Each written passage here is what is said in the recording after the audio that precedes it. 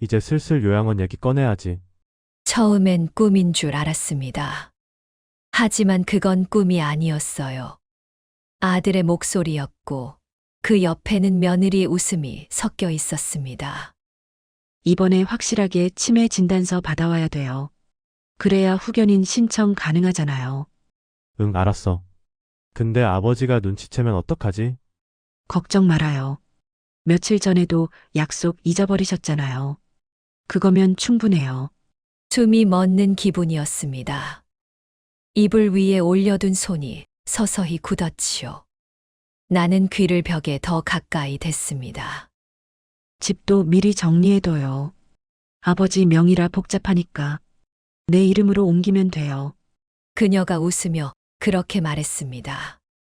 그 웃음이 이상했어요. 다정한 웃음이 아니라 누군가를 몰아붙이는 웃음이었습니다. 그 순간 머리가 하얘졌습니다. 나는 멀쩡합니다. 신문도 읽고 요즘은 영어 회화책도 보고 있지요. 그런데 그들은 나를 환자로 만들고 있었습니다. 요양원 들어가면 편할 거야. 거기 시설 좋더라고. 며느리의 말에 아들이 짧게 대답했습니다. 그래, 그렇게 하자. 그 한마디가 내 인생을 갈라놨습니다. 아들이 내 편이 아니었습니다. 그냥 정리해야 할 노인 중 하나였어요. 나는 천천히 몸을 일으켰습니다. 다리가 후들거렸습니다. 손끝이 차갑게 식어갔지요. 벽에 귀를 대던 손바닥이 축축했습니다. 땀이었는지 눈물이었는지 몰랐습니다. 불을 켰습니다. 스탠드 불빛이 희미하게 책상 위를 비췄습니다. 책장 위엔 아내의 사진이 있었어요. 젊은 시절에 웃는 얼굴. 그 미소를 보는데 이상하게 숨이 막혔습니다. 여보, 당신이 살아 있었으면. 말끝이 흔들렸습니다. 이런 꼴은 안 났겠지요. 사진 속 아내는 여전히 웃고 있었습니다. 하지만 그 웃음이 슬퍼 보였어요. 나는 그 얼굴을 오래 바라봤습니다. 아침이 밝았습니다. 커튼 사이로 햇빛이 비쳐 들어왔습니다. 따뜻해야 할 빛이 그렇게 차가울 수 있더군요. 식탁 위엔 미역국과 달걀말이가 올려져 있었습니다. 며느리가 웃으며 말했어요. 아버지, 요즘 기억이 좀 흐리신 것 같아요. 어제 약 드셨죠? 나는 숟가락을 들었다가 내려놨습니다. 그래, 나이 들면 다 그렇지요. 억지로 웃었습니다. 그녀는 아무렇지도 않게 고개를 끄덕였어요. 내일 병원 예약했어요. 그냥 검사예요.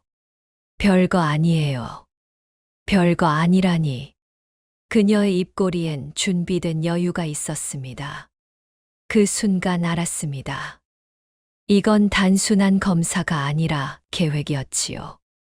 나는 밥 한 숟가락도 삼키지 못했습니다. 밤이 되자 휴대폰 녹음 기능을 켰습니다. 그들의 대화를 기록하기 시작했어요. 아버지, 같은 얘기 또 하셨잖아요. 아버지, 어제 그 약 드셨어요? 그녀의 말투가 너무 자연스러웠습니다. 마치 드라마 대사 같았지요. 나는 수첩을 꺼내 날짜를 적었습니다. 3월 12일, 며느리, 요양원 언급. 3월 13일, 아들, 동의함. 손끝이 떨려 글씨가 삐뚤어졌습니다. 잠이 오지 않았습니다. 눈을 감으면 벽 너머 웃음이 들렸습니다. 요양원 들어가면 편해질 거야. 그녀의 말이 자꾸 떠올랐습니다. 누구에게 편하다는 걸까요? 그들은 나를 없애야 편했겠지요. 그리고 그 편안함은 내 존재를 지우는 대가로 얻는 거겠지요. 며칠 뒤 병원에 갔습니다. 의사는 젊었고 말투가 차분했습니다. 김병수 선생님, 오늘이 며칠인지 아세요? 3월 17일, 화요일이지요. 좋습니다. 계산 좀 해볼까요? 150에서 70 빼면 143, 136, 129. 그는 고개를 끄덕였습니다. 좋아요. 아주 정확하세요. 검사 끝나고 나가려는데 그가 쪽지를 조용히 건넸습니다. 결과는 정상으로 나올 겁니다. 걱정하지 마세요. 그 짧은 글귀에 가슴이 뜨거워졌습니다. 하지만 병원 문을 나서자마자 며느리가 말했어요. 의사 선생님이 걱정된대요. 요양원에 계시면 더 편하실 거래요. 그녀의 목소리는 담담했습니다. 눈빛엔 미묘한 미소가 있었습니다. 나는 대꾸하지 않았습니다. 그냥 하늘을 봤어요. 잿빛 구름이 천천히 흘러가고 있었습니다. 그날 밤 책상에 앉았습니다. 일기장에 다시 썼습니다. 가족이 나를 요양원에 보내려 한다. 아들은 알고 있다. 펜촉이 종이를 누를 때마다 손이 떨렸습니다. 글씨가 번졌어요. 눈물이 떨어졌거든요. 그게 참 이상했어요. 나는 평생 교사로 살면서 눈물 한 번 보이지 않았는데 이날은 도저히 참을 수 없었습니다. 거실에서 TV 소리가 들렸습니다. 웃음소리도 섞여 있었습니다. 아들과 며느리의 웃음이었지요. 그 웃음이 낯설었습니다. 마치 이미 무언가를 끝낸 사람들의 웃음 같았어요. 나는 불을 껐습니다. 그리고 속삭였어요. 그래요. 이번엔 내가 당하지 않겠어요. 그 말이 내 첫 결심이었습니다. 이제부터는 내가 나를 지키기로 했습니다. 그들이 나를 치매 환자로 부르기 전에 내가 내 이름으로 내 인생을 정리할 겁니다. 그게 내가 사라지던 날 밤의 이야기입니다. 그날 이후로 세상은 조용했어요. 아무도 내게 묻지 않았습니다. 괜찮냐는 말도, 무슨 일 있냐는 말도요.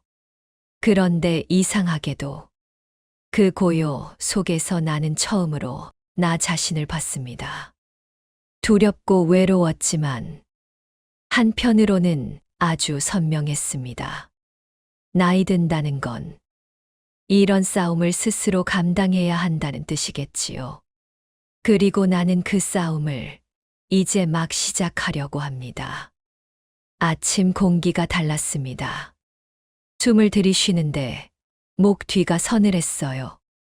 창문 틈으로 들어온 바람이 커튼을 살짝 밀었지요. 나는 이불 끝을 정리하고 천천히 일어났습니다. 바닥에 발을 대는 순간 몸 안쪽에서 삐걱 소리가 나는 듯 했어요. 나이가 들어서 그런가? 아니면 마음이 굳어져서 그런가? 스스로에게 물었지요. 대답은 없었습니다. 부엌 불을 켰습니다. 노란 불빛이 싱크대 스테인리스에 번졌어요. 물을 끓이고 드립 포트를 잡았지요. 커피가 떨어지는 소리를 들으면서 생각을 정리했습니다. 어젯밤 들었던 말, 요양원, 후견인, 치매, 단어들이 머리를 서성거렸습니다. 나는 컵을 두 손으로 감싸고 한 모금 마셨습니다. 뜨거웠어요. 혀끝이 살짝 얼얼했지요. 그래도 좋았습니다. 확실한 감각이 필요했으니까요. 거실에서 발소리가 났습니다. 슬리퍼 끄는 소리. 며느리였습니다. 머리를 대충 묶었고 파자마 위에 가디건을 걸쳤어요. 눈가에 피곤이 묻었는데 입꼬리는 가볍게 올려져 있었지요. 아버지 일찍 일어나셨네요. 잠이 깼어.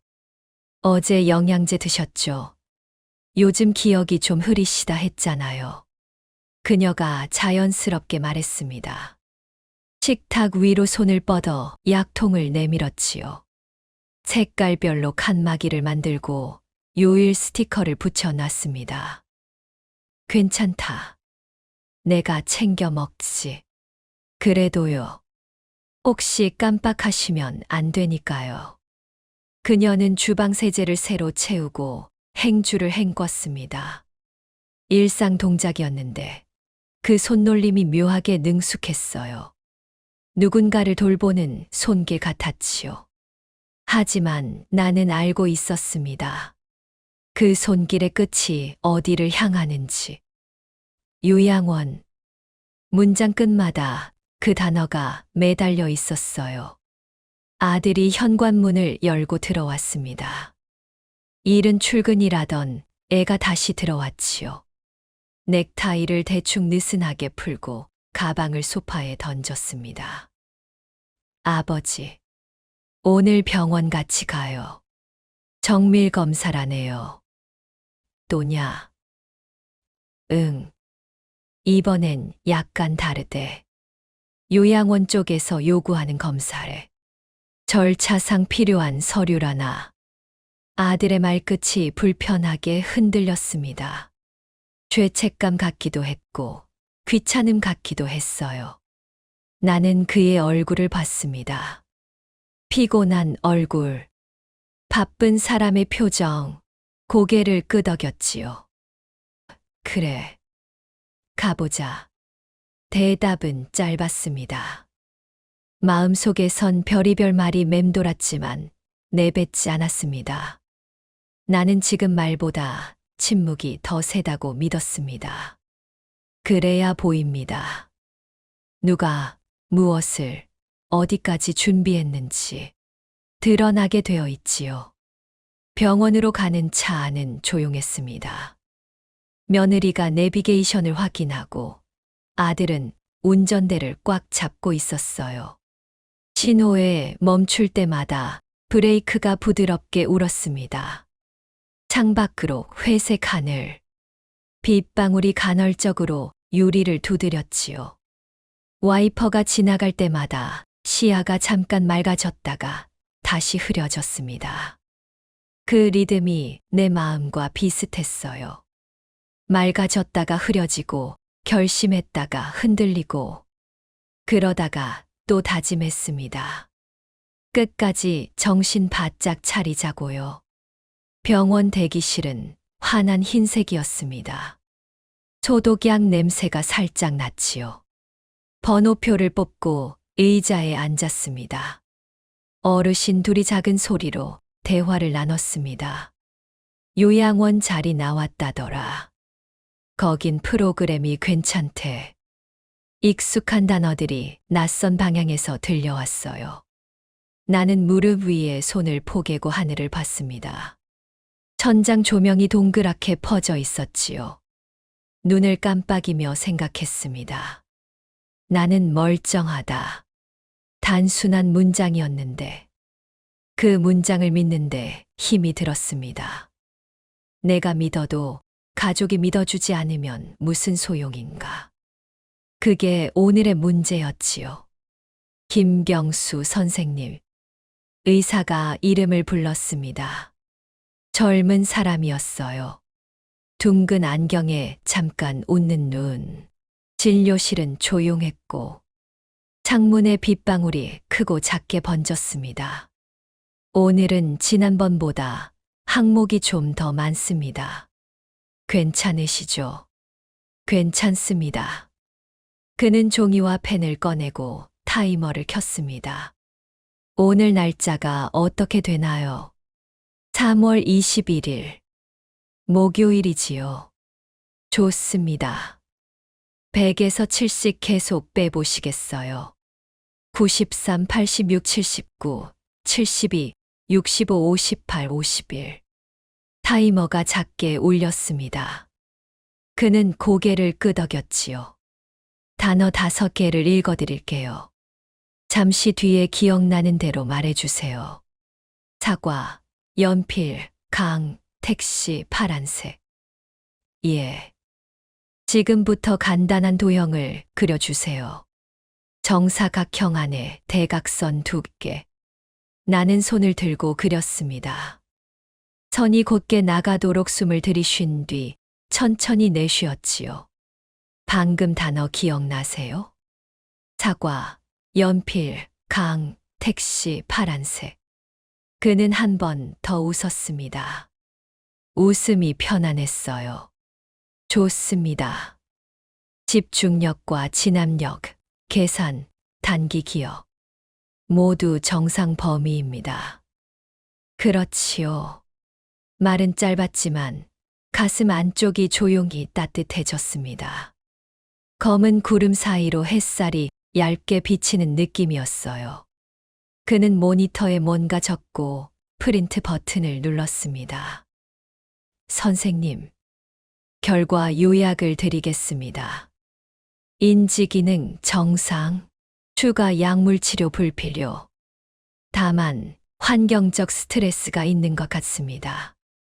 환경. 나는 그 단어를 천천히 되뇌었습니다. 그는 고개를 끄덕였지요. 가족분들이 많이 걱정하시더군요. 간혹 환자분보다 가족이 먼저 치매라는 단어를 가져오기도 합니다. 조심스럽게 보죠. 가족의 걱정인지 혹은 관리의 편의를 위한 서두름인지. 내가 말하지 않아도 아시네요. 많이 봤습니다.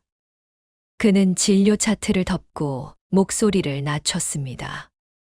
선생님, 혹시 도움이 필요하시면 다음에 단독으로 오셔도 됩니다.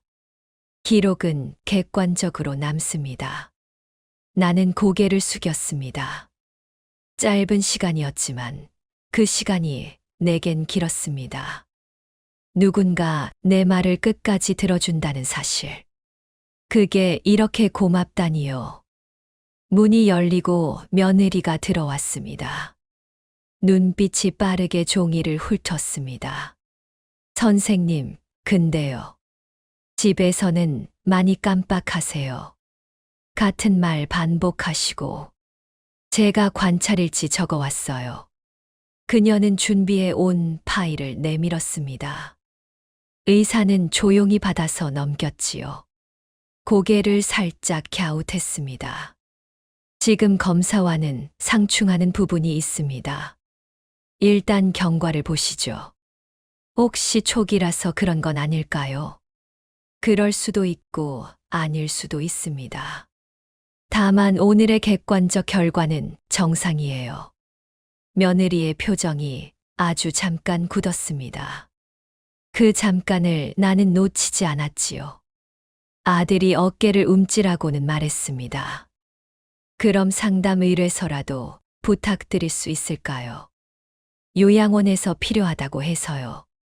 의사가 내 얼굴을 잠깐 보더니 말했습니다. 지금 단계에서 요양시설 의뢰서는 과합니다. 추후 변화가 있으면 검토하시죠. 진료실 공기가 묵직해졌습니다. 나는 고개를 끄덕였고 의사는 프린트를 건넸습니다.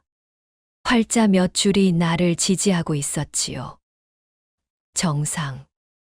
아주 단순한 단어. 그러나 오늘은 내 전부였습니다. 병원 복도를 걸어 나오는데 며느리가 내 옆으로 성큼 다가왔습니다. 아버지, 오늘 컨디션이 좋아서 그런 거예요. 다음엔 결과 다르게 나올 수 있어요. 그럴 수도 있겠지요. 나는 짧게 대답했습니다. 그녀는 내가 더 말하길 바라는 눈이었지만 나는 더 말하지 않았습니다. 말이 많아지면 약점이 됩니다. 오늘은 그것만 배워도 충분했지요. 집에 도착하니 공기가 미묘하게 달랐습니다. 숨을 들이쉬자 마른 먼지 냄새가 났어요. 환풍기를 켜고 창문을 조금 열었습니다. 골목에서 국밥 냄새가 올라왔지요. 따뜻하고 진한 냄새. 잠깐 배가 고파졌습니다. 그러나 입맛은 없었어요. 식탁에 앉아 물만 마셨습니다. 유리컵에 물방울이 흘렀지요. 그 방울이 내 손등으로 떨어졌습니다. 차가웠습니다. 정신이 또렷해졌습니다. 저녁에 아들이 늦게 들어왔습니다. 아버지, 내일 또 가야 해요. 아들이 말했습니다. 어디를요? 다른 병원, 이번엔 더 큰데. 또 같은 검사냐? 응. 이번엔 간별 검사래. 더 포괄적이래. 나는 잠시 눈을 감았다 떴습니다. 내가 가겠다. 그 대신 내 얘기도 듣자. 병원만 믿지 말고 나도 좀 믿어라. 아들이 입술을 깨물었습니다. 대답 대신 고개만 끄덕였지요. 며느리는 그 모습을 옆에서 조용히 지켜보았습니다. 표정이 비치지 않았어요. 그 무표정이 더 무서웠습니다. 감정이 없는 얼굴, 계획만 남은 얼굴. 나는 자리에서 일어났습니다. 서재문을 닫고 의자에 앉아서 한참을 가만히 있었어요. 조용했지요. 조용한데 귀 안쪽이 웅웅 울렸습니다. 소리가 없는 소리. 거기서 단어가 하나 떠올랐습니다. 준비. 수첩을 꺼냈습니다. 굵은 펜으로 첫 줄을 썼습니다. 날짜, 장소, 병원, 결과, 그리고 가족의 반응. 나는 내 삶을 기록하기로 했습니다. 누가 어디서 무슨 말을 했는지, 얼굴 표정이 어땠는지, 침묵이 몇 초였는지, 이런 것들이 나중에 내 편이 되어줄 겁니다. 기록은 기억보다 오래 갑니다. 나는 교사였고 기록을 믿습니다. 종이가 거짓말을 덜 합니다. 다음 날, 새벽부터 눈이 일찍 떠졌습니다. 뜨거운 물로 샤워를 짧게 하고 셔츠를 다렸습니다. 구김 없는 칼주름.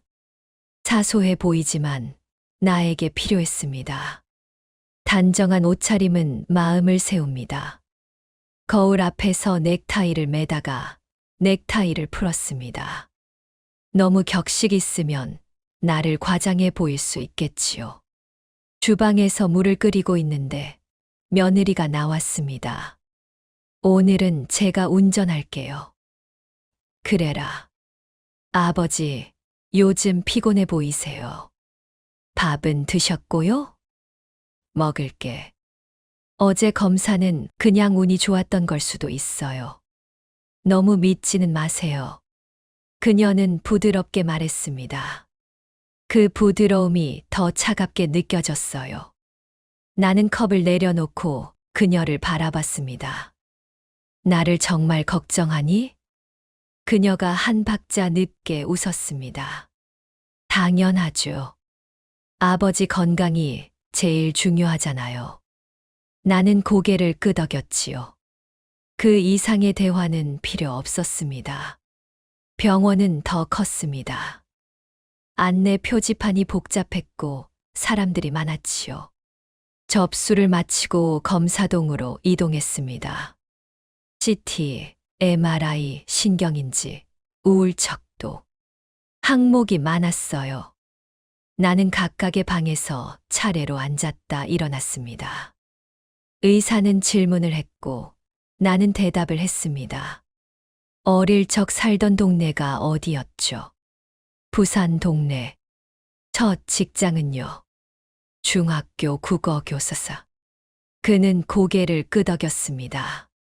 종이에 체크 표시를 했지요. 기계음이 울렸고 침대가 천천히 이동했습니다. 원형 기계 속으로 들어갈 때 좁은 천장을 바라보며 숨을 고르게 했습니다. 크게 들이쉬고 길게 내쉬고 그 호흡에 마음이 붙잡혔습니다. 검사가 끝났을 때 해가 중천이었습니다. 창밖이 밝았지요. 안내데스크 직원이 말했습니다. 결과는 일주일 뒤에 나옵니다. 며느리가 고개를 끄덕였어요. 아들은 일정표를 확인했습니다. 다음 주 수요일. 그는 소리 내어 중얼댔습니다. 나는 수첩에 공들여 적었습니다. 돌아오는 길, 차 안에서 며느리가 말을 꺼냈습니다. 아버지, 이왕 이렇게 된 거 저희가 요양원 몇 군데 미리 알아봤어요. 프로그램도 좋고 의사 선생님도 상주하시고요. 내가 벌써 들어가는 걸로 정해졌니? 아니요. 그냥 준비요. 혹시 몰라서요. 나는 창밖을 보았습니다. 가로수 가지에 새 잎이 돋고 있었지요. 봄은 시작되는데 내 마음은 겨울 같았습니다. 며느리 친구가 집에 왔습니다. 거실에서 웃음소리가 났지요. 나는 방 문을 닫고 책상 앞에 앉았습니다. 책장에서 낡은 수험서 하나를 꺼냈습니다. 내가 학생들 지도할 때 쓰던 책이었어요. 밑줄과 동그라미, 자잘한 메모, 종이에는 지난 시간이 고스란히 남아 있었습니다. 나는 책을 천천히 넘겼습니다. 문장을 소리 내어 읽었습니다. 혀가 이전처럼 또렷하게 움직였습니다. 그게 자랑처럼 느껴져서 좀이 쑤셨습니다. 우습지요. 노인이 된 사람이 문장을 또렷하게 읽는 게 뭐 그리 대단하다고.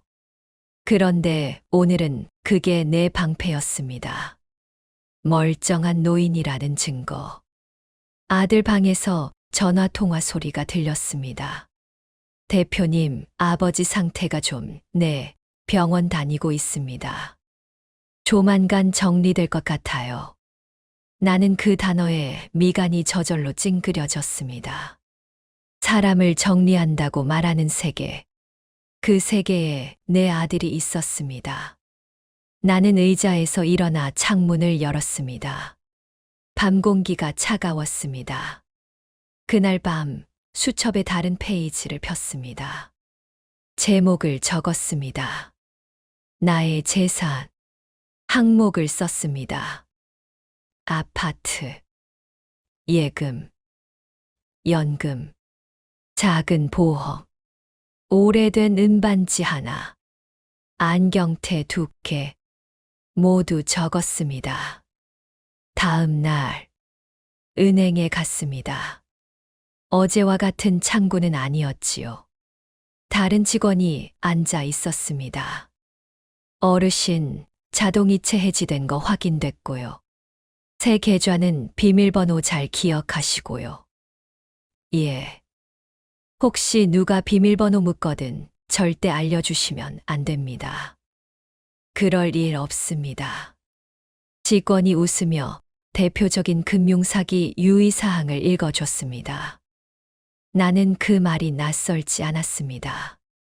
사기는 전화로만 오는 게 아니지요. 가족의 걱정이라는 이름으로도 옵니다. 서류 봉투를 가방에 넣고 나오는데 갑자기 핸드폰이 울렸습니다. 아들이었습니다. 화면에 이름이 떴지요. 아버지, 어디세요? 은행. 무슨 일 있으세요? 없다. 같이 가달라고 하지 그러셨어요. 혼자 가도 된다. 전화가 끝나고 오랫동안 핸드폰 화면을 내려다봤습니다. 검은 유리 안쪽에 내 얼굴이 비쳤습니다. 눈가에 깊은 주름. 그러나 눈빛은 생각보다 또렷했습니다. 나는 그 얼굴을 바라보며 가볍게 고개를 끄덕였습니다. 아직 충분하다. 아직 할 수 있다. 아직은. 저녁에 식탁에 앉으니 며느리가 미소를 지었습니다. 아버지, 오늘은 제가 좋아하는 갈치조림 했어요. 내가 좋아하는 음식이구나. 아버지도 좋아하시잖아요. 그녀가 젓가락을 내주었습니다. 나는 조용히 밥을 뜨고 생선을 발랐습니다. 살이 부드럽게 떨어졌지요. 고추의 매운 향이 코를 찔렀습니다.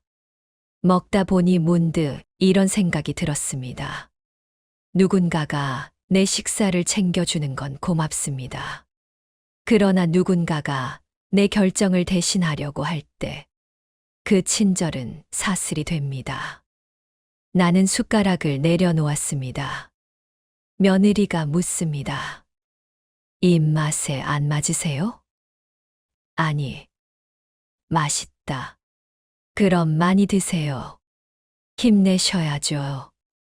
그녀는 여전히 친절했습니다. 친절은 칼보다 날카로울 때가 있지요. 웃으며 가까이 온 다음 어느 순간 단칼에 베입니다. 피가 나도 웃던 얼굴이 떠올라서 고맙다고 착각합니다. 그 착각에서 빨리 나와야 했습니다. 나는 물 한 모금을 마셨습니다. 맑은 물이 목을 타고 내려가 가슴에 닿았습니다. 그때야 비로소 숨이 쉬어졌습니다. 방으로 들어오자 휴대폰 메시지가 줄줄이 들어왔습니다.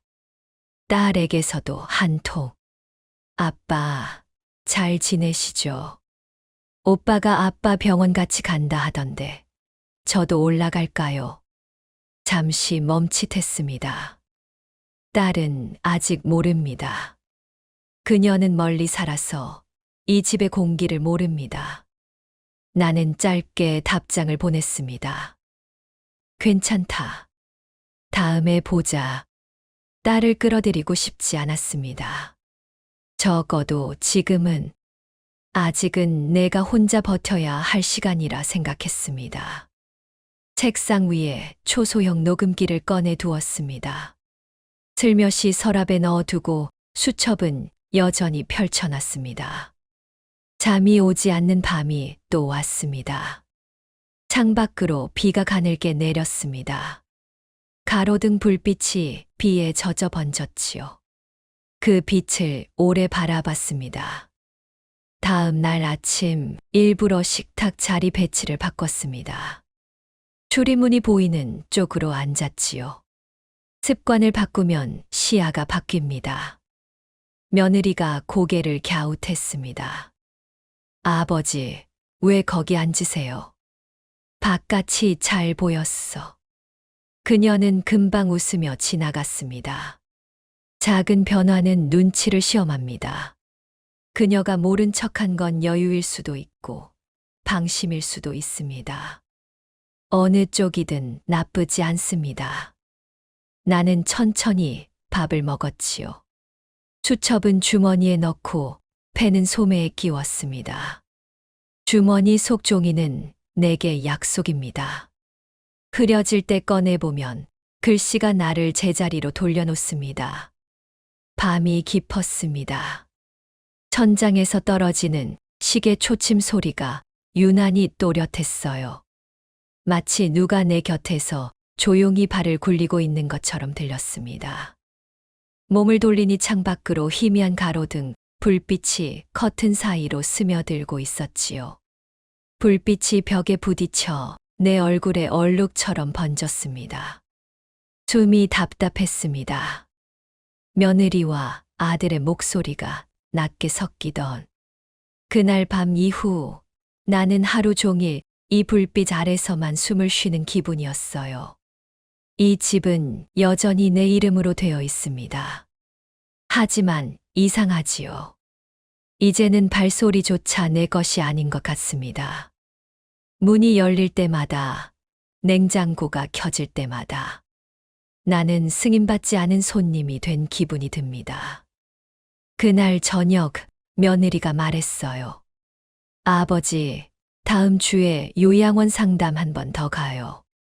지난번엔 시설이 좀 오래돼서. 또 가야 하니? 요즘은 미리 예약해놔야 한대요. 대기자가 많대요. 그녀는 웃었습니다. 그러나 그 미소는 얇았습니다. 그리고 그 얇음이 내 눈에는 칼처럼 느껴졌어요. 내가 그렇게 불편하냐? 아니에요. 오히려요, 아버지께 더 좋은 환경 드리려는 거예요. 좋은 환경이라. 그녀는 웃은 채로 눈을 피했습니다. 그게 대답이었지요. 다음 날 집안 공기가 이상했습니다. 문틈마다 먼지가 쌓인 것도 아닌데 호흡이 탁 막히는 느낌이었어요. 아들은 출근 준비를 하면서 짧게 말했습니다. 아버지, 이번 주 안으로 서류 좀 확인해요. 행정 절차 때문에요. 서류? 그냥 복지 관련 서류요. 의료비 같은 거 신청하려면 필요하대요. 그가 가방을 들고 현관을 나서는 순간 나는 그 봉투를 봤습니다. 두꺼운 흰색 봉투. 구겨지지 않은 모서리. 마치 오래 기다린 듯한 서류였습니다. 나는 서류가 무슨 내용일지 짐작했어요. 청년 후견 신청서. 한 번도 본 적 없는데도 그 단어가 머릿속에 떠올랐습니다. 점심 무렵 며느리가 외출했습니다. 그녀의 방문이 닫히자 나는 숨을 죽였습니다. 조용히 복도를 걸어가 문 앞에 섰습니다. 손잡이를 돌리자 문이 가볍게 열렸습니다. 자물쇠가 걸려 있지 않았습니다. 방 안은 향수 냄새로 가득했습니다. 화장대 위엔 반쯤 닫힌 수첩이 놓여 있었지요. 수첩 옆에는 인쇄물 한 무더기가 정돈돼 있었습니다. 파일 표지엔 작게 요양원 리스트. 그 밑엔 후견인 절차 요약이라는 문장이 적혀 있었습니다. 나는 천천히 페이지를 넘겼습니다. 관찰일지라고 적힌 부분이 눈에 들어왔어요. 날짜와 시간이 꼼꼼히 적혀 있었습니다. 3월 8일. 아버지가 아침 약을 깜빡함. 3월 12일. 아버지가 리모컨을 두고 같은 말 반복. 3월 18일. 아버지가 밤중에 나가려 함. 그중 한 문장에 눈이 멈췄습니다. 3월 18일. 아버지가 현관문을 두드리며 여기가 내 집이다라고 소리침. 그날 나는 분명 조용히 방에서 책을 읽고 있었습니다. 그녀가 거짓말을 쓴 겁니다. 기록이라는 이름으로 내 정신을 지우고 있었어요. 손끝이 떨렸습니다. 종이 위에 잉크가 번질까 봐 조심히 덮었어요. 그 순간 내 안에서 어떤 결심이 일어났습니다. 이제는 증거를 남겨야겠다. 내가 미쳐가는 게 아니라 그들이 계획하고 있다는 걸 남겨야 한다. 다음 날 나는 녹음기를 꺼냈습니다. 작은 검은색 녹음기였습니다. 버튼을 누르니 빨간 불이 깜빡였어요. 오늘부터 모든 대화를 남긴다. 그건 나 자신과의 약속이었습니다.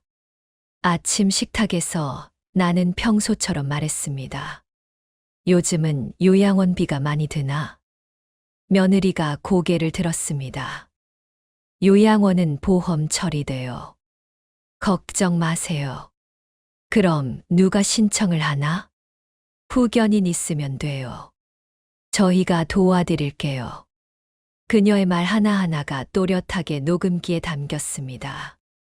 그 소리가 마음속으로 증거라는 이름으로 새겨졌지요. 며칠 뒤 아들이 저녁에 들어왔습니다. 서류 봉투를 내밀며 말했어요. 아버지, 이거 한번 봐주세요. 행정 절차예요. 나는 봉투를 받지도 않았습니다. 그 안에 뭐가 있냐? 복지관에서 요청한 서류예요. 복지관에서 후견인 서류를 요청하냐? 그는 잠시 말을 멈췄습니다. 아버지, 오해하지 마세요. 오해가 아니라 확인이다. 이건 다 보호 차원이에요. 보호는 믿는 사람끼리 하는 거다. 그는 한숨을 쉬며 서류를 다시 챙겼습니다. 그 한숨이 참 낯설었습니다. 예전엔 무거운 일 앞에서 쉬던 한숨이었는데, 이젠 누군가를 속이기 전에 내쉬는 한숨처럼 들렸습니다. 밤이 되었습니다. 책상 위에 수첩과 녹음기를 나란히 두고 앉았습니다. 창문을 살짝 열자 바람이 들어왔어요. 밖에서 개 짖는 소리가 희미하게 들렸습니다. 나는 중얼거렸지요. 이제 시작이다. 그날 밤 수첩 첫 장에 이렇게 썼습니다. 3월 25일 후견 서류 제시 시도. 거절함. 며느리의 반응, 미세한 당화. 아들은 방어적으로 대응. 둘 다 준비되어 있음. 이후 대화 내용 녹음 완료. 글자를 적으며 손끝이 아프도록 눌렀습니다. 이건 단순한 기록이 아니었습니다. 증언이었지요. 누군가 나를 지우려는 세상에 나는 존재했다는 증거를 남기는 행위였습니다. 며칠이 지나고 날씨가 흐려졌습니다. 복도 끝에서 며느리가 전화를 하는 소리가 들렸습니다. 네, 그쪽 시설은 월 220이에요. 1인실은 좀 더 비싸고요. 네, 아버님 상태가 그 정도면 충분해요. 그녀의 목소리가 또렷했습니다. 나는 벽에 기댄 채 숨을 죽였습니다. 그녀가 웃으며 말했어요. 아버지 모르세요. 조용히 준비하고 있어요. 그 말이 끝나는 순간 머리끝까지 열이 올랐습니다. 하지만 참았습니다. 지금은 분노보다 기록이 필요했습니다. 나는 녹음기를 들고 복도로 나갔습니다. 조용히 버튼을 눌렀지요. 이 대화 다 남겨둔다. 그녀는 전화를 끊자마자 나를 보고 놀랐습니다. 아버지, 깜짝 놀랐어요. 무슨 얘기 중이었니? 아, 그냥 친구랑요. 요양원 다니는 친구가 있었어. 그렇구나. 나는 미소를 지었지만 그 미소는 굳었습니다. 그녀는 내 눈을 피했습니다. 그리고 잠시 후 내 방문 밑에 작은 쪽지가 밀려 들어왔습니다. 아버지, 요양원 얘기 너무 오해하지 마세요. 다 아버지 위해서예요. 쪽지를 들고 한참을 바라봤습니다. 글씨가 단정했습니다. 그래서 더 소름이 돋았어요. 그날 밤 나는 결심했습니다. 도망이 아니라 대응이다. 그동안은 내가 당하고 있었다면 이제부터는 내가 움직일 차례였습니다. 다음 날 은행으로 갔습니다. 직원에게 말했지요. 자동이체 전부 중지해 주세요. 직원이 놀란 눈으로 물었습니다. 가족분들께 말씀은 드렸나요? 가족은 모릅니다. 그럼 확인 전화라도. 필요 없습니다. 제 통장입니다. 서류를 작성하고 도장을 찍을 때 손끝이 아주 미세하게 떨렸습니다. 하지만 그 떨림은 두려움이 아니라 결심이었습니다. 이제 시작이다. 집으로 돌아오니 며느리가 말했습니다. 아버지, 어디 다녀오셨어요? 산책했지. 오늘 날씨가 흐린데요. 바람 쐬고 싶었어. 그녀는 웃었습니다. 그러나 그 웃음 속에서 이상한 기색이 스쳤어요. 아마 은행에서 연락이 갔겠지요. 저녁이 되자 아들이 물었습니다. 아버지, 오늘 뭐 하셨어요? 그냥 은행 다녀왔다. 은행요? 왜? 내 통장인데 내가 가면 안 되나? 그는 잠시 말을 잃었습니다. 아니요. 그냥 갑자기 가셔서요. 그날 밤 아들과 며느리는 늦게까지 방에서 속삭였어요. 그들의 말소리가 벽을 타고 희미하게 흘러나왔습니다. 이러시면 곤란한데. 지금은 말리면 더 의심할 거예요. 그럼 계획대로 가야지. 그들의 목소리가 점점 작아졌습니다. 하지만 그 작은 소리 하나하나가 내 귀에 박혔습니다. 나는 그날 밤 녹음기를 베개 밑에 두고 잠이 들었습니다. 다음 날 아침 식탁 위에 놓인 신문을 펼쳤습니다. 한 구석에 노인 요양보호 제도에 관한 기사가 있었어요. 가족의 돌봄 부담을 덜기 위한 제도. 그 문장이 참 냉정하게 보였습니다. 부담을 덜기 위한 그 문장 속에 나는 사람이 아니라 짐처럼 들어 있었어요. 나는 커피를 마시며 중얼거렸습니다. 짐이 아니야. 사람이지. 그날 오후 나는 작은 가방 하나를 챙겼습니다. 거기에 수첩, 녹음기, 통장, 그리고 USB를 넣었습니다. 혹시라도 모든 게 무너질 때 내 말을 대신해 줄 것들이었어요. 현관을 나서며 중얼거렸습니다. 오늘은 내가 내 인생의 증인이다. 그때 며느리가 불렀습니다. 아버지, 어디 가세요? 병원 좀. 같이 갈까요? 혼자 다녀올게. 그녀는 잠시 나를 바라보다가 고개를 끄덕였습니다. 엘리베이터 문이 닫히는 순간 내 안의 공기가 달라졌습니다.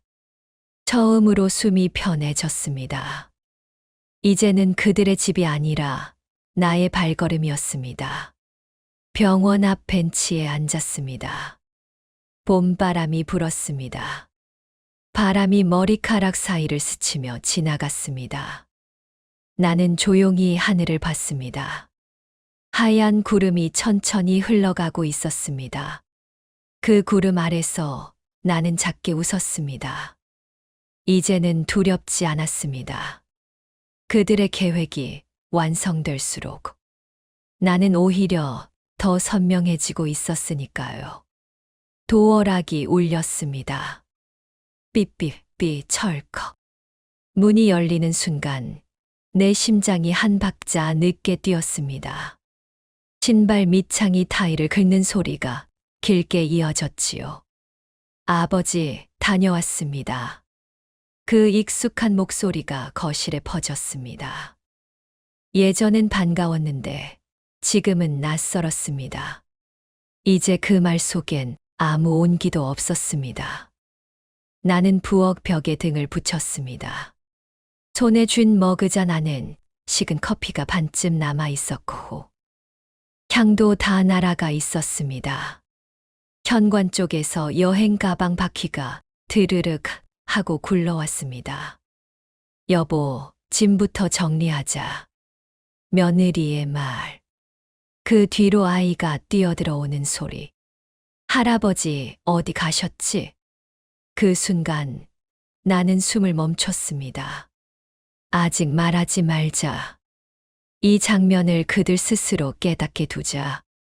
여보, 잠깐만. 며느리의 목소리가 작아졌습니다. 짐이 왜 이렇게 없어? TV도 없고 식탁도 없고. 아들의 발소리가 빨라졌습니다. 아버지. 문을 열며 내 이름을 불렀습니다. 나는 부엌 모서리에서 천천히 나왔습니다. 그들의 얼굴에 비친 건 공포였습니다. 빈집은 그 어떤 비명보다 무서운 거니까요. 왜 그렇게 놀라냐? 내가 먼저 말을 꺼냈습니다. 아들은 숨을 헐떡였고 며느리는 손에 들고 있던 쇼핑백을 떨어뜨렸습니다. 이게 어떻게 된 거예요? 뭐가? 집이 비었어요. 아버지, 이게 다 뭐예요? 팔았다. 뭐라고요? 오늘 잔금 치렀다. 새 주인, 내일부터 들어올 거다. 아들의 얼굴이 하얗게 질렸습니다. 며느리는 입술을 떨었습니다.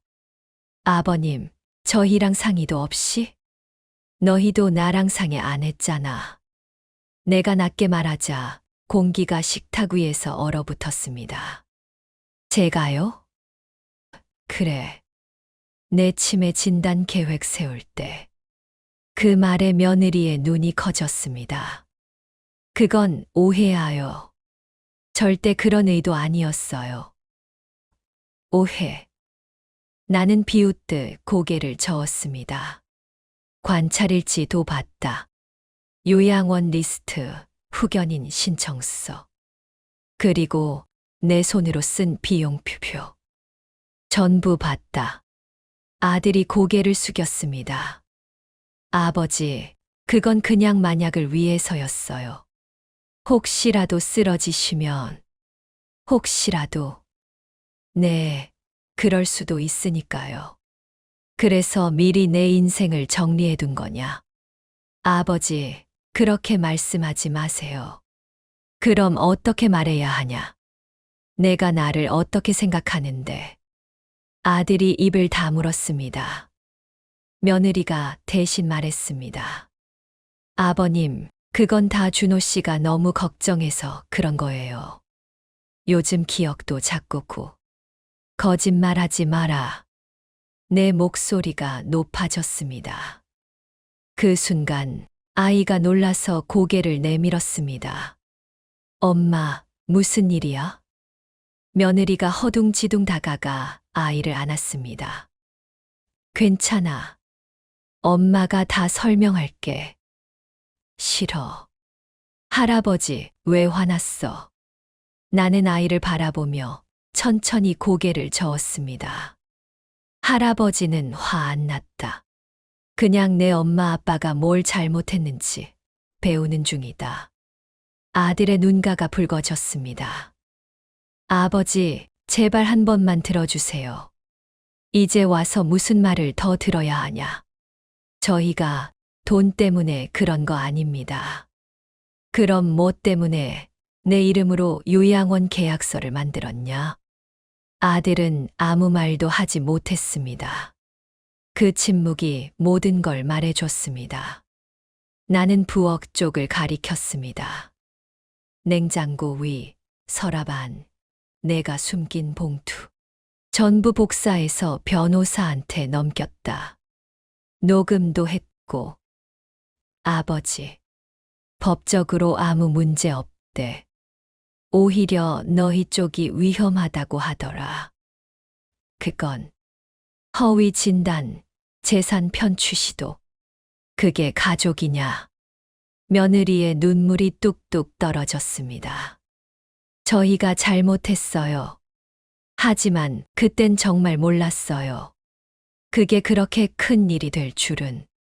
그럼 너한테 내 인생은 작은 일이냐? 그게 아니라. 아니면 뭐냐? 내가 병원에 누워서 서류상으로만 존재했으면 편했겠지. 아들은 무릎을 꿇었습니다. 아버지, 죄송합니다. 정말 죄송합니다. 제가 멍청했습니다. 일어나라. 죄송합니다. 한 번만 용서해 주세요. 무릎 꿇지 마라. 내가 꿇으면 내가 더 초라해진다. 나는 식탁 위에 놓인 봉투 하나를 밀었습니다. 이 안에 내 계획이 있다. 계획이요? 내가 어디로 갈지, 앞으로 뭘 할지. 요양원이요? 아니다. 내가 직접 고른 곳이다. 어디인데요? 사람이 사람으로 남을 수 있는 곳. 그때 현관 밖에서 바람이 불었습니다. 커튼이 살짝 흔들리고 먼지가 떠올랐습니다. 그 먼지 사이로 내 마음도 조금은 가벼워졌습니다. 아버지. 아들이 다시 부르려 하자 나는 손을 들었습니다. 됐어. 이제 말하지 마. 아버지, 그럼 우리한테 다시 돌아오실 수는 없다. 왜요? 너희가 만든 말들이 아직도 벽에 붙어 있다. 나는 그 벽을 다시 못 본다. 며느리가 흐느꼈습니다. 한 번만 기회를 주세요. 정말 반성했어요. 기회는 이미 줬다. 그게 가족이었다. 근데 너희가 그걸 버렸지. 아이가 울음을 터뜨렸습니다. 할아버지, 가지 마. 그 울음소리에 내 눈가도 뜨거워졌습니다. 나는 아이 앞에 무릎을 꿇고 손을 얹었습니다. 할아버지는 괜찮다. 내가 자라서 누군가한테 함께 밥 먹자고 말할 수 있는 사람 되면 그때 다시 보자. 언제든. 아이의 눈물이 내 손등에 닿았습니다. 따뜻했습니다. 나는 천천히 일어섰습니다. 방 한쪽에 두었던 가방을 들고 현관으로 향했습니다. 뒤에서 아들이 따라왔습니다. 아버지, 제발 연락이라도 주시면 안 돼요? 연락은 필요 없다. 이제 각자 살아야지. 그럼 너희는 너희 인생 살아라. 나는 나로 돌아가는 거다. 문 앞에서 마지막으로 뒤돌았습니다. 거실은 어둡고 공기만 남아 있었습니다. 그 속에 과거의 내가 있었습니다. 가르치던 교장으로, 아버지로, 남편으로 살던 내 모습이 한 겹씩 벗겨지고 있었지요. 나는 그 모든 걸 뒤로 두고 문을 열었습니다. 철컥. 도어락 소리가 다시 울렸습니다. 이번엔 다치는 소리가 아니라 나를 내보내는 소리였습니다. 밖으로 나오니 바람이 불었습니다. 가을 냄새였습니다. 차가운데 깨끗했습니다. 길가 나무의 잎이 조금씩 떨어지고 있었지요. 나는 그 아래를 천천히 걸었습니다. 한 걸음, 한 걸음. 아무도 따라오지 않았습니다. 그게 오히려 다행이었습니다. 휴대폰이 진동했습니다. 화면엔 아들의 이름이 떴습니다. 나는 손가락으로 화면을 한참 쳐다보다가 전원을 껐습니다. 이제 진짜 끝내야 할 때였습니다. 나는 생각했습니다. 가족이란 결국 서로를 묶는 게 아니라 풀어주는 사람이어야 한다고. 그게 내가 늦게 배운 마지막 교훈이었습니다. 그리고 걸었습니다. 한참을. 밤이 다가오고 불빛이 하나둘 켜졌습니다. 그 불빛 사이로 내 그림자가 길게 늘어졌습니다. 그때 내 안에서 아주 작은 목소리가 들렸습니다. 이제 됐다. 그래, 이제 정말 됐습니다. 나는 뒤돌아보지 않았습니다. 그리고 다시는 그 집으로 돌아가지 않았습니다.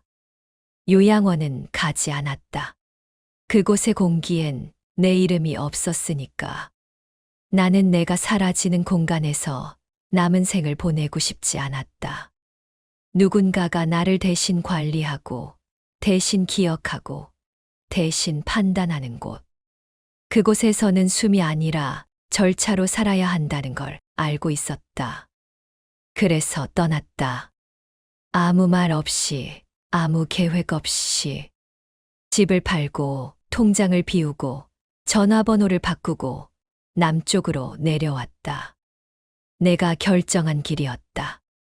마을은 조용했다. 버스 정류장은 늘 비어 있었고, 바람은 늘 일정했다. 아침마다 파도 소리가 들렸다. 그 소리가 내 심장과 닮아 있었다. 리듬이 느리고 불안정하지만 확실히 살아 있었다. 그걸 들으며 나는 매일 확인했다. 아직 숨 쉬고 있다. 그 한마디로 하루를 시작했다. 방은 작았다. 낡은 나무 바닥에서 삐걱거리는 소리가 났다. 문을 열면 바로 바다가 보였다. 창틀에 손을 얹으면 소금기가 묻었다. 그 손으로 얼굴을 문질렀다. 짠내가 났다.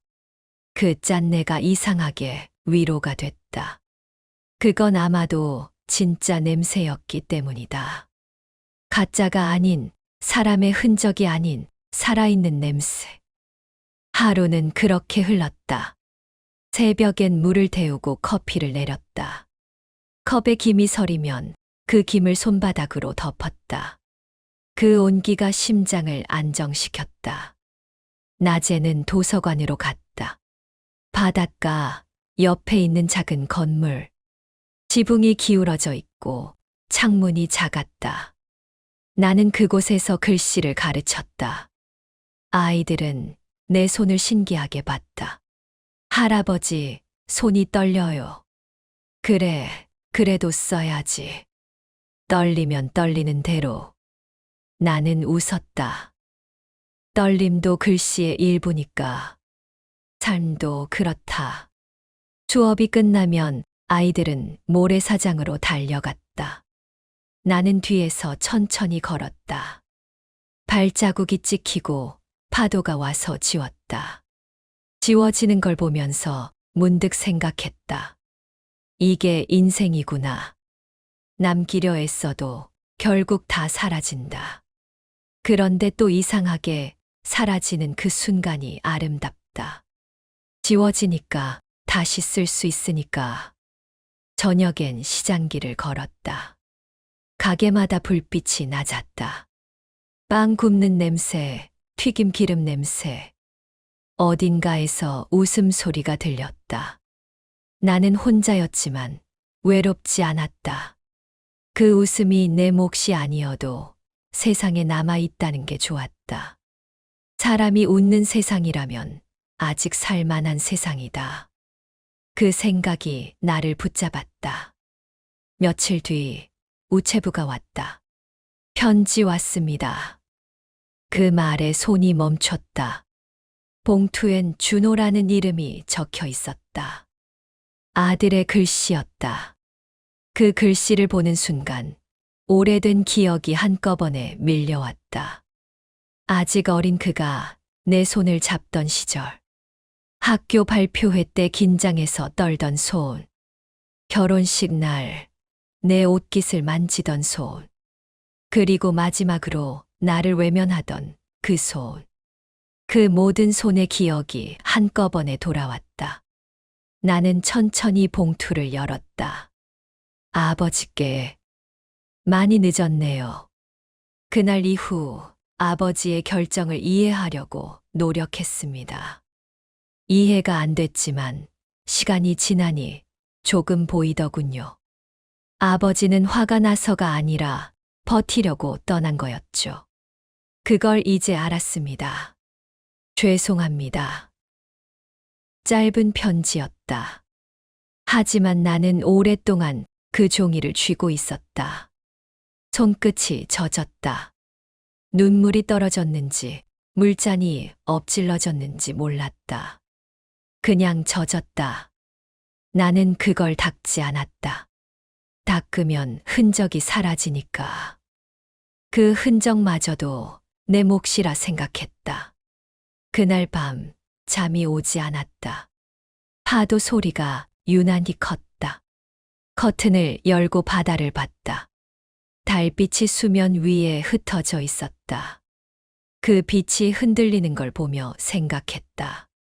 사람의 마음도 저 빛 같구나. 가만히 있으면 고요한데 누군가 스쳐가면 금세 흔들린다. 그래도 완전히 꺼지진 않는다. 그게 다행이었다. 며칠 뒤 딸에게서 전화가 왔다. 아빠, 사진 좀 보내줘요. 무슨 사진? 받아요. 아빠 있는데. 나는 창밖으로 폰을 들었다. 빛이 눈부셨다. 파도는 일정했고 하늘은 맑았다. 그 사진을 보내며 말했다. 여긴 조용하다. 다 괜찮다. 딸은 다행이야 라고 답했다. 그 짧은 단어가 마음을 채웠다. 예전 같으면 서운했을 것이다. 그게 다야? 하고 묻고 싶었겠지. 하지만 이제는 안다. 사람이 진심을 다할 때 말은 짧아진다. 시간은 흘렀다. 봄이 가고 여름이 왔다. 나는 여전히 글씨를 가르쳤다. 아이들의 손이 덜 떨리기 시작했다. 선생님, 저 이제 잘 써요. 그래, 숨이 고르니까 그렇지. 아이들이 웃었다. 그 웃음이 내 하루의 전부였다. 도서관에선 가끔 낭독회가 열렸다. 그날은 내가 짧은 글을 읽었다. 사람은 누구나 2번 태어납니다. 한 번은 누군가의 품에서, 또 한 번은 자기 자신을 용서할 때. 사람들이 조용히 박수를 쳤다. 나는 그 소리를 듣고 고개를 숙였다. 이제야 2번째로 태어난 것 같아요. 그 말이 입 밖으로 나왔다. 누군가 웃었고 누군가 울었다. 나는 그 순간 진짜로 살아 있었다. 며칠 후 한 청년이 찾아왔다. 선생님, 어머니가 치매 진단을 받았어요. 어떻게 해야 할지 모르겠어요. 나는 조용히 물을 건넸다. 우선 혼자라고 생각하지 마요. 그리고 어머니를 환자로 보지 말아요. 사람으로 보세요. 청년은 울었다. 그렇게 말해주는 사람이 없었어요. 이제 있잖아요. 그 청년이 돌아가던 날, 나는 오랜만에 하늘을 봤다. 구름이 낮게 깔려 있었다. 그 구름 사이로 햇빛이 조금 새어나왔다. 그 빛이 내 얼굴을 비췄다. 그때 이상하게 울컥했다. 밤이 되면 나는 일기를 썼다. 오늘의 일, 내 마음, 파도의 리듬. 글자는 점점 단정해졌다. 처음엔 손이 떨려서 삐뚤었지만 이젠 숨이 고르니까 글씨도 안정됐다.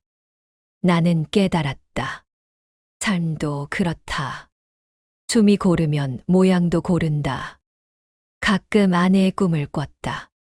그녀는 항상 바다를 등지고 있었다. 당신, 이제 됐어요. 그 말만 남기고 사라졌다. 나는 잠에서 깨어 그 말을 되새겼다. 이제 됐다는 건, 이제는 그만 미안해도 된다는 뜻이겠지. 계절이 바뀌었다. 벚꽃이 피고 진 자리에 새잎이 돋았다. 나는 화분 하나를 키웠다. 잎이 흔들릴 때마다 손을 얹었다. 괜찮아, 다시 설 거야. 그 말이 나한테 하는 말 같았다. 하루는 거울을 봤다. 얼굴에 깊은 주름이 생겼다. 그 주름 사이로 빛이 들어왔다. 나는 그 빛을 믿기로 했다. 그건 내가 버텨온 시간의 모양이었으니까. 그리고 오늘 나는 일기장 마지막 장에 이렇게 썼다. 가족은 피로 이어지는 게 아니라 마음으로 남는 것이다. 그 마음이 남는 한 나는 사라지지 않는다. 펜을 내려놓고 창문을 열었다. 바람이 불었다. 파도가 밀려왔다. 나는 조용히 속삭였다. 고맙다. 누구에게 한 말인지 몰랐다. 그냥 살아있다는 사실에 고마웠다. 이제 나는 안다. 사랑은 붙잡는 게 아니라 놓아주는 거다. 놓아야 남는다. 남는 건 마음뿐이다. 그리고 나는 웃었다. 정말로 오래간만이었다. 진짜로 살아있다고 느낀 순간이었다.